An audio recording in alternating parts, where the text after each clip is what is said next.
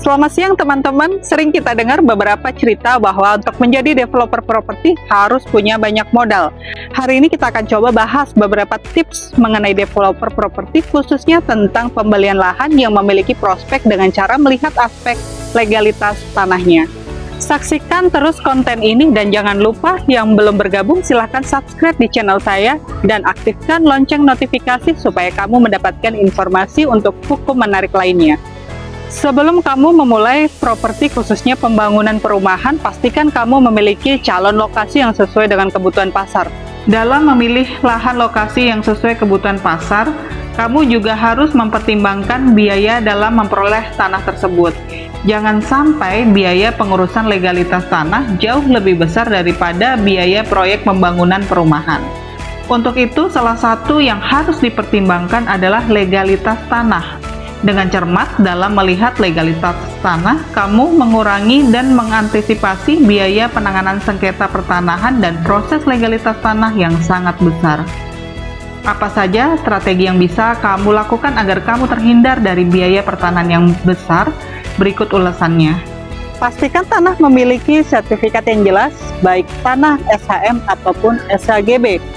SHM sertifikat hak milik dan SHGB sertifikat hak guna bangunan adalah dua jenis sertifikat tanah yang berbeda, terutama dalam hal kepemilikan dan jangka waktu.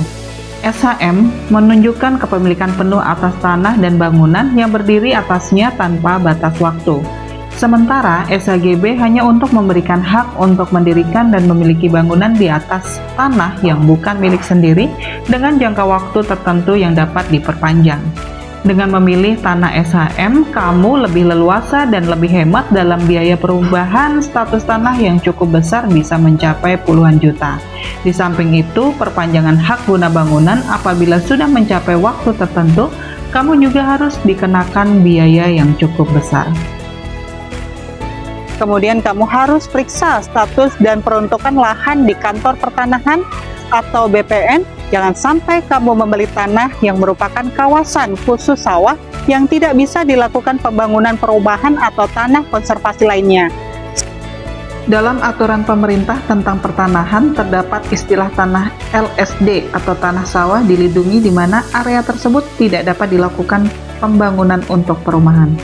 Apabila kamu membeli tanah tanpa sepengetahuan peruntukan tanah sesuai zonasi yang ditetapkan pemerintah, kamu tidak dapat mengurus PBG atau persetujuan bangun gedung. Akibatnya, tanah kamu yang seharusnya dapat digunakan untuk modal lahan jadi tidak bisa diolah sesuai dengan peruntukan perumahan.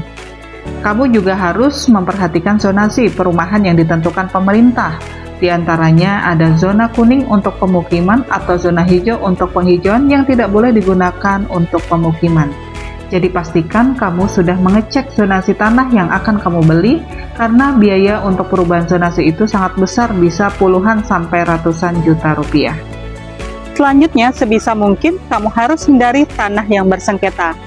Bagi kamu yang pemula, sebaiknya libatkan notaris atau tim legal untuk memeriksa surat-surat dan riwayat tanah dari calon lokasi yang kamu pilih, sehingga seringkali tanah yang kamu pilih merupakan tanah yang mungkin memiliki permasalahan dalam legalitas dan riwayat tanahnya. Oleh sebab itu, periksalah surat-surat pada saat akan memilih tanah adalah hal yang paling utama. Saran saya, bagi kamu yang pemula, sebaiknya pilih tanah yang sudah memiliki SHM dibandingkan kamu memilih tanah yang masih girik atau dengan letter C atau Petruk D. Walaupun harga tanah SHM mahal, tapi secara legalitas lebih mudah diurus untuk peralihan hak dan untuk proses legalitas lainnya. Karena kamu tidak perlu memeriksa riwayat tanah atau mengurus waris atau turun surat lainnya yang mungkin akan merepotkan kamu atau bahkan kamu akan lebih memikirkan aspek legalitas daripada proses pembangunan fisik perumahan tersebut. Sebagai developer, tentu kamu bukan ingin pusing memikirkan legalitas, tapi juga kamu harus memikirkan pembangunan perumahan, pemasaran, sampai urusan keuangan juga. Jadi teman-teman, urusan legalitas pembelian tanah pastikan kamu memiliki tim legal apabila kamu baru atau belum mengerti tentang legalitas tanah. Membeli tanah dengan status sertifikat hak milik atau SHM memiliki beberapa kelebihan yang signifikan, diantaranya adalah SHM merupakan status kepemilikan tertinggi. SHM merupakan bentuk juga kepemilikan paling kuat dan penuh atas tanah di Indonesia. Pemilik SHM memiliki hak penuh untuk menggunakan, menjual, menyewakan, menghibahkan, atau mewariskan tanah tersebut. Nah, begitu ya teman-teman. Bagi kamu yang memiliki kendala dalam perkara legalitas tanah kamu atau terindikasi memiliki potensi sengketa, kamu bisa hubungi saya untuk konsultasi. Kamu juga bisa tulis di kolom komentar kalau kamu pernah mengalami pengalaman dalam membeli tanah.